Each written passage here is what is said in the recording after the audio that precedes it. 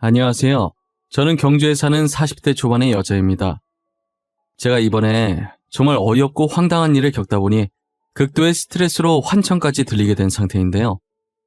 마땅히 하소연할 곳이 없어서 이곳에라도 익명의 힘을 빌려 사연을 보내게 되었습니다. 요즘 시대가 변해서 시월드라는 게 많이 없어졌잖아요.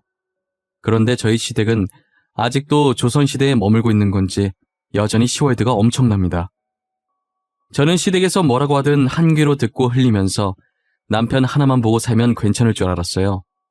하지만 제게 닥친 현실이 상상과는 너무도 다르더라고요.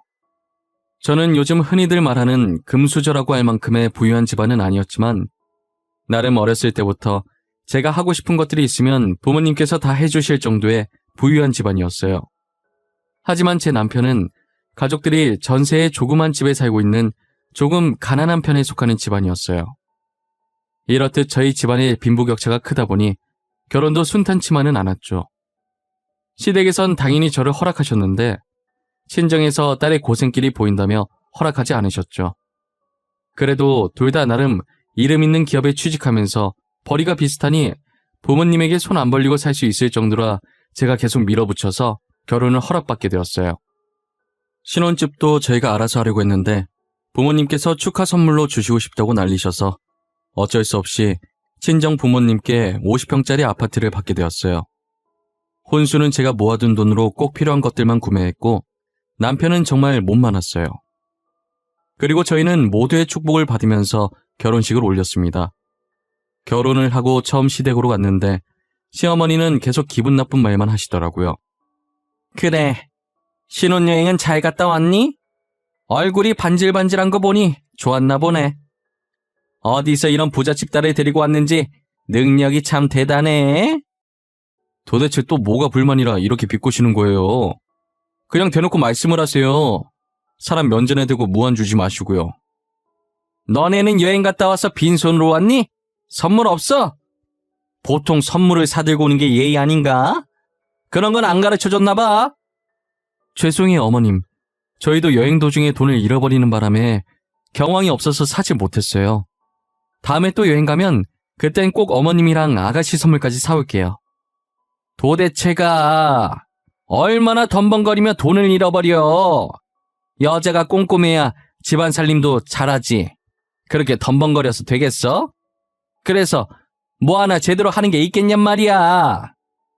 이 사람이 잃어버린 게 아니라 제가 잃어버렸어요. 그러니까 사람 좀 그만 잡으세요. 결혼한 지 얼마나 됐다고 벌써 시어머니 행색을 하시는 거예요. 언제 결혼했든 결혼했으면 내가 시어머니니까 시어머니 행세하는 거지. 야, 너네 이제 집에 가. 더 있다간 나만 열받을 것 같으니까. 시어머니는 뭐가 그렇게 불만인지 저희만 보면 잡아먹을 듯이 달려들었어요. 저는 어차피 분가에서 사니까 볼 일이 별로 없어서 한 귀로 듣고 한 귀로 흘렸죠. 명절마다 시댁에 가면 시어머니는 어떻게 하면 나를 괴롭힐 수 있을지 연구를 하는 것 같아요. 제게 비꼬는 실력이 나날이 늘어가더라고요. 그만큼 저도 흘려듣는 기술이 날로 늘어갔죠. 시어머니께서 잔소리하실 때마다 아예 딴 생각을 하고 듣지도 않고 있어요. 제가 보통 내기가 아니라는 걸 아셨는지 제 풀에 죽어 잔소리가 많이 줄었더라고요. 자신이 무슨 말을 해도 제가 무시할 걸 아니까 음식하고 있는 제 옆에 와서 한번 둘러보고는 한숨만 쉬고 나가십니다. 그런데 무슨 바람이 불었는지 시어머니께서 저를 살갑게 대하시는 거예요.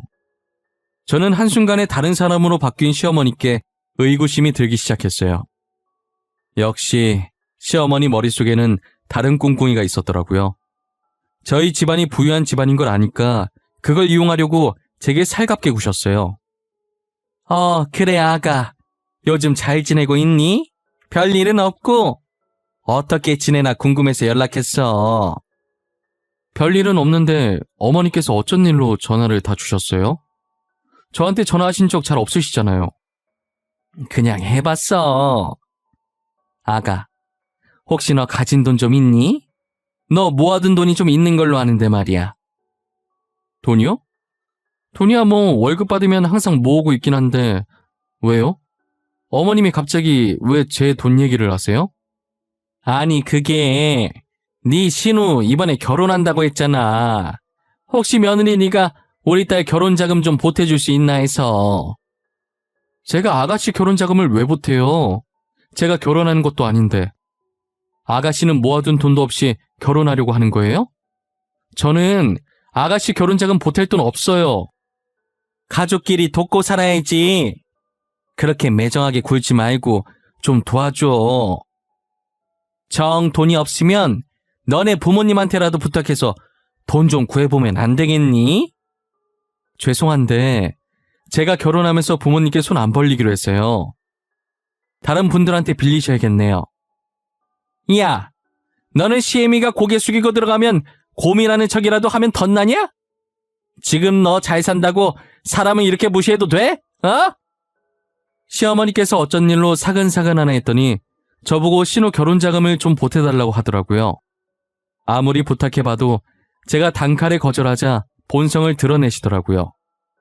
그 뒤로도 몇 번이나 결혼 자금 보태달라고 연락 왔었는데 그럴 때마다 제가 거절을 하니 드디어 포기하셨는지 한동안 연락이 안 오더라고요. 그리고 얼마 뒤 주말 아침부터 누군가 저희 집 배를 누르더라고요. 사람이 나올 때까지 누를 작정인 것 같길래 시끄러워서 잠도 덜 깬 채 부랴부랴 문을 열었어요. 저희 집 배를 누른 사람의 정체는 바로 저희 시어머니였는데요. 근처에 아는 사람 만났다가 지나가는 길에 한번 들렀다. 들어가도 되지? 목이 좀 마른데 차 한 잔만 줄래? 들어오라고 말도 안 했는데 그렇게 막무가내로 들어오시면 어떡해요. 아침부터 싸울 일 없으니까 차만 드시고 얼른 가세요. 너 나 싫어하는 티 너무 내는 거 아니니? 아무리 싫어도 내가 네 시애미인데 말이야. 그런데 너네 집이 이렇게 컸었니? 50평이 생각보다 넓네. 시어머니께서는 마음대로 집안에 들어오셔서 제 집 마냥 돌아다니시더라고요. 그리고 저희 집을 너무 꼼꼼히 살피시는데 도대체 왜 저러나 했어요. 여기 정확한 평수가 얼마라고? 50평보다는 더 클 것 같은데. 어머, 화장실도 크고 이쁘네. 정확히는 53평이요. 그런데 저희 집 평수는 알아서 뭐 하게요? 집 사시게요? 50평은 좀 비쌀 텐데. 너네 신우 결혼하잖니? 그래서 지금부터 집 좀 알아보려고. 여기는 시세가 얼마야? 둘이 살기엔 딱 좋네. 여기 어머님이 생각하시는 것보다 많이 비싸요. 근데 결혼 자금도 없다고 하지 않았어요? 집 살 돈은 있으신가 봐요? 여기 수압이 어때? 물 내려보니까 이 정도는 센 것 같기도 한데 층간소음은 없고 방음은 잘 되려나? 집 살 돈 있냐고 묻는 제 말에 대답도 하지 않고 저희 집 구경하시기 바쁘시더라고요. 혼자서 변기도 내려봤다가 샤워기도 틀어봤다가 방에 들어가서 팔을 펼치더니 방 크기도 눈대중으로 재고 계신 것 같더라고요. 시어머니께서는 도대체 돈이 어디서 나서 갑자기 집을 산다고 하는지 모르겠더라고요. 제가 상관할 바는 아닌 것 같아서 더는 묻지 않았어요. 그리고 며칠 뒤 시어머니께서 제게 어이없는 통보를 하시더라고요. 저희 집을 신혼집으로 쓰게 할 거라는데 처음엔 제가 잘못 들은 건 줄 알았어요. 아가, 내가 전에 너네 집 봤었잖니. 너네 집이 신혼집으로 딱이더구나. 신우 다음 달에 결혼하면 신혼집으로 쓰게 이번 달까지 비워줬으면 좋겠네. 어머님, 뜬금없이 그게 무슨 소리예요? 저희 집을 왜 비워줘요? 상의도 없이 혼자서 지금 뭐 하시는 거예요? 아니, 너네 둘이 살기엔 집이 많이 큰 것 같더라고. 글쎄, 너네 신우가 임신을 해서 말이야. 애 키우면서 살기엔 너네 집이 좋을 것 같아서. 그니까 저희 집을 왜 어머님이 이래라 저래라 하시냐고요. 저랑 상의를 해도 싫다고 할 판국에 다짜고짜 비워라고 통보하는 건 무슨 경우예요? 에이, 내가 언제 통보했다고 그래. 비워줬으면 좋겠다라고 했지. 그리고 신우한테 아파트 해주기로 말 끝냈으니까 이번 달까지는 꼭 비워줬으면 해. 어머님, 제가 집을 비워주겠다고 하지도 않았는데 왜 멋대로 아파트 해주겠다니 뭐니 저보고 어쩌라는 거예요. 어머님이 아파트 해주겠다고 했으니 따로 구하시던지 하세요. 예. 넌 왜 이렇게 욕심이 많니? 너넨 둘밖에 안 살잖아. 네 신우는 애까지 키워야 하는데 양보 좀 해주면 안 되니? 저희 부모님께서 해주신 집인데 제가 왜 양보를 해야 하냐고요. 도저히 어머님이랑 말이 안 통하는 것 같으니까 그냥 끊을게요. 집은 못 비워주니까 그렇게 아시고요. 뻔뻔하게 집 비워달라는 시모의 말에 정말 어이가 없었어요. 만약에 시어머니께서 해주신 집이어도 이렇게 막무가내로 나가라고 하면 당황스러운데 저희 부모님께서 해주신 집을 왜 멋대로 결정하냔 말이에요. 너무 어처구니가 없어서 남편한테도 말했더니 남편도 시어머니께서 도대체 무슨 말을 하는 건지 모르겠다고 자기 머리로는 도저히 이해가 안 간다고 하더라고요. 제가 집을 비워줄 수 없다고 하자 다음날에 바로 저희 집에 찾아오셨더라고요. 그러면서 집 비울 때까지 자기는 여기서 한 발자국도 안 나갈 거라고 떼를 쓰기 시작하셨어요. 시어머니께서 부른 것인지 아가씨까지 저희 집으로 왔더라고요. 새언니, 집을 비워주겠다고 해놓고 왜 이제 와서 못 비워준다고 난리예요. 당장 집 비워주세요. 저 결혼 못하면 다 언니 때문이에요. 아가씨, 제가 언제 집 비워주겠다고 했어요? 전 집 비워주겠다고 한 적도 없고요. 어머님께서 막무가내로 통보하시길래 거절한 것뿐이에요. 그럼 우리 엄마가 저한테 거짓말을 했다는 거예요? 왜 우리 사이 이간질하세요? 빨리 집 비워줘요. 저도 집 비워줄 때까지 안 나갈 거예요. 애도 여기서 낳을 거예요. 아니, 남의 집에 와서 집 내놓으라고 행패 부리는 건 무슨 경우예요? 여기 저희 부모님이 사준 제 집이에요. 어머님이랑 아가씨가 이래라 저래라 할 자격 없어요. 늙은 CM이랑 홀몸도 아닌 애가 이렇게까지 하는데 눈 하나 깜빡 안 하는 독한 기집애. 너네 집 잘 사니까 집 하나 더 해달라고 하면 될 거 아니야. 시어머니와 신우가 거실 한가운데에 들어누워서 행패를 부리는데 정말 가관이었어요. 언제까지 하나 소파에 앉아서 가만히 지켜보았습니다. 친구랑 약속이 있어서 잠시 나갔다가 들어온 남편은 그 광경을 보고 기겁하면서 놀라더라고요. 이게 뭐야? 다들 남의 집에서 뭐하는 짓이에요? 왜 여기서 난리를 피우세요? 당장 저희 집에서 나가세요. 지금 당장요! 우리가 왜 나가? 한 입으로 두말한 사람이 누군데 우리가 나가냐고. 집을 준다고 했으면 줘야지. 왜 말을 바꾸냐고. 아니 아가씨, 제가 언제 집을 준다고 했냐고요. 왜 계속 제가 하지도 않은 말을 했다고 우기세요? 우리는 절대 못 나간다. 너네가 집 비워줄 때까지 여기서 꿈쩍도 안 할 거야. 나가려면 너네가 나가. 여기 우리 딸 집이야. 이러는 거 창피하지도 않으세요? 그간 같이 살아왔던 정으로 봐주는 것도 여기까지예요. 원래도 친자식 아니잖아요. 저 이제 어머니 대접 안 해드릴 겁니다. 그러니까 제발 적당히 좀 하세요. 잠시만, 당신 방금 뭐라 그랬어? 친자식이 아니라고? 지금 이게 무슨 소린지 나한테 설명 좀 해야 할 것 같은데? 알고 보니 남편은 시어머니의 친자식이 아니었더라고요. 남편은 시아버지와 전처 사이에 낳은 자식이었고 신우는 시어머니가 시아버지랑 재혼을 하기 전에 다른 남자와 낳은 자식이었어요. 시아버지와 현재 시어머니는 불륜 관계셨고 그걸 아신 남편의 친모는 충격에 술로 버티시다가 결국 세상을 떠나고 말았죠. 시어머니는 계모 중에서도 최악의 계모였다고 하더라고요. 시어머니는 신우를 시아버지 아이라고 속이고 결혼한 것이었거든요. 남편의 친모는 불륜 사이보다 신우의 존재가 더 충격이었던 거죠. 결국 시어머니의 거짓말로 인해 남편의 친모가 돌아가신 거나 마찬가지였어요. 시아버지도 신우가 크면서 자신과 닮은 구석이 없고 혈액형도 다르길래 몰래 유전자 검사를 해서 친자식이 아니라는 사실을 알았어요. 그리고 전처처럼 술로 하루하루를 보내다가 세상을 떠난 것이고요. 한마디로 시어머니 때문에 남편의 가정이 파탄이 난 것입니다. 하지만 시어머니와 살아온 세월이 있어서 계속 어머니 대접을 해줬다고 하더라고요. 제가 지금까지 저희 가정 파탄 낸 사람을 어머니라고 모시고 살아줬으면 감사하다고 해도 모자랄 망정 지금 이게 무슨 짓이에요?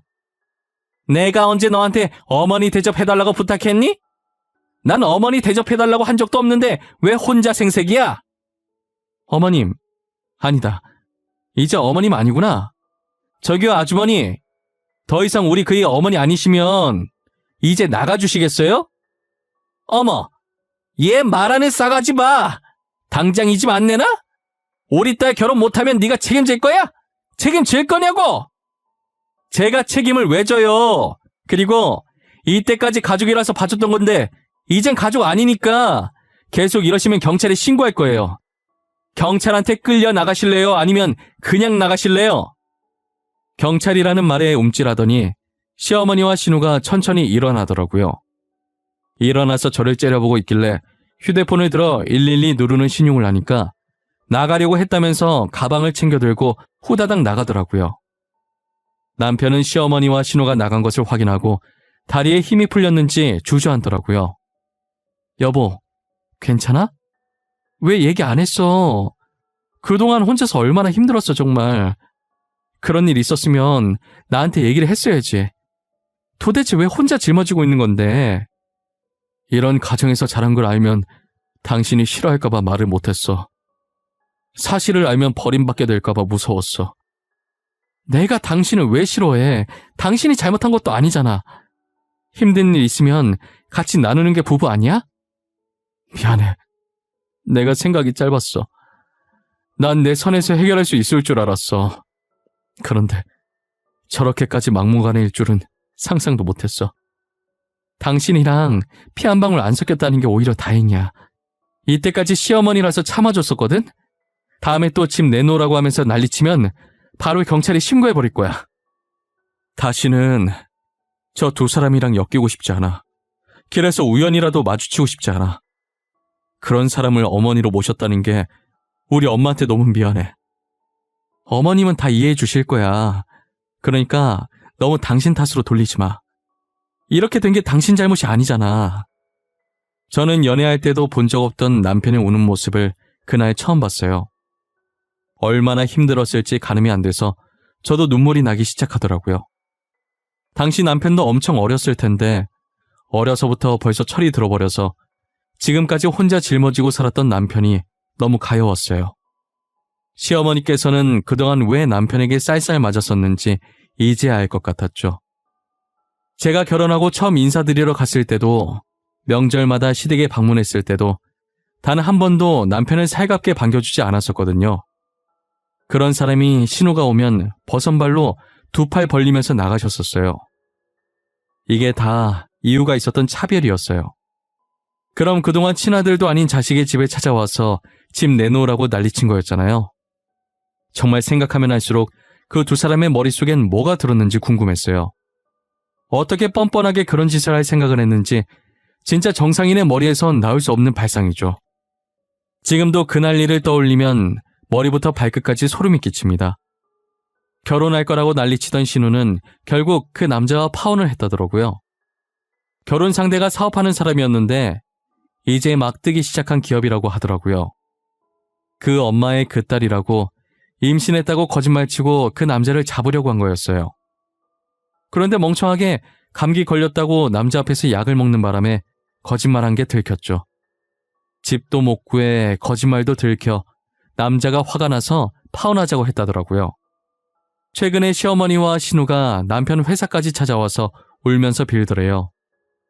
전세로 살던 집도 집주인이 갑자기 월세로 돌려버리는 바람에 당장 월세 낼 돈이 없어서 쫓겨날 판국이라면서요. 남편은 못 본 척하고 나가려니까 못 가게 다리를 붙잡더래요. 결국 시어머니와 신우는 경비원한테 끌려나갔다고 하더라고요. 계속 여기에 살았다간 죽을 때까지 쫓아올 것 같아서 아예 다른 지역으로 이사를 갔습니다. 당연히 이사 오면서 저희 전화번호도 싹 다 바꿨고요. 정말 두 번 다시는 저런 사람들이랑은 엮이고 싶지 않았어요. 그래도 두 사람을 보며 느낀 것이 있습니다. 제 것이 아니라면 절대 탐하지 말겠다고요. 지금까지 제 이야기 들어주신 모든 분들께 감사합니다. 저희 오늘 하루도 열심히 살아나가 봅시다.